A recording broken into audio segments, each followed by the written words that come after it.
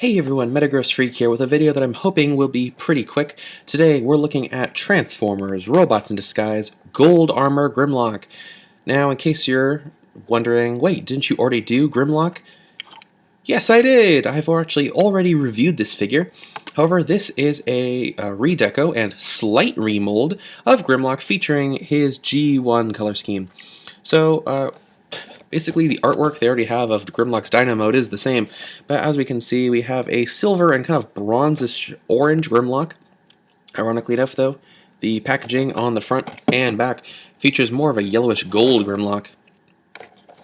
But let's get this open so we can compare the two figures, since hopefully you already know how I feel about this figure. Here is Gold Armor Grimlock in robot mode, right out of the packaging, and I like him. He just looks far more Grimlocky than this particular Grimlock. And so, like I've said, I've already actually reviewed this figure, so this will be more of a comparison, what I like and what I dislike. For one, I love this color scheme more. I love the color scheme of Gold Armor Grimlock more. This is the canon coloration, but I like this one more because this screams Grimlock. This screams Robot Dinosaur. As you can see there, the same mold, they just have different colorations. You know, no longer is he black with just patches of green. Now he is silver with patches of this orangish bronze. It looks a lot more gold in the packaging, from the packaging art. And it may not come off as very orange to you based on my camera setup, but it looks very metallic orange. That's why I'm calling it kind of a orangish bronze. One thing that is worth pointing out is that the head sculpts for these two figures are different. Grimlock's has that Grimlock face we've been seeing in the TV show. He has blue eyes and kind of a little bit of a frown, though his molding isn't very advanced. This Grimlock, however, has a what can best be described as a face shield with red eyes. If you look at the mold carefully, I know I'm having a hard time focusing on it, but if you look at the mold, he no longer has that frown. He actually has a Gen 1 inspired Grimlock robot face. Not only that, but the robot arms, which on Grimlock's original back kind of stuck out because they were a light gray when the rest of him was, black and green.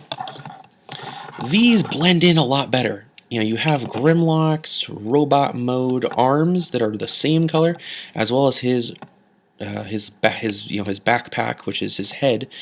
They blend in better, and you can fold them in such a way that they kind of go parallel to the arms. It makes them a lot less noticeable.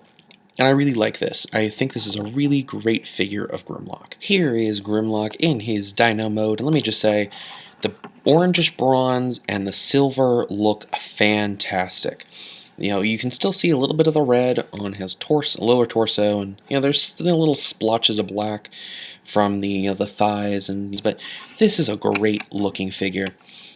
The only problem I have with this is related to the dino head. On my original Grimlock, there's enough friction in his lever they can easily open and close, open and close. And if I move him around, you can see that jaw does not open. On this figure, however, this is just a minor production error. The lever on his jaw is very loose. It does not stay closed very well. As you can see, just closing it, it doesn't stay closed very well. If I even just shake it around a little bit, that jaw's coming open. If I tap it, it opens.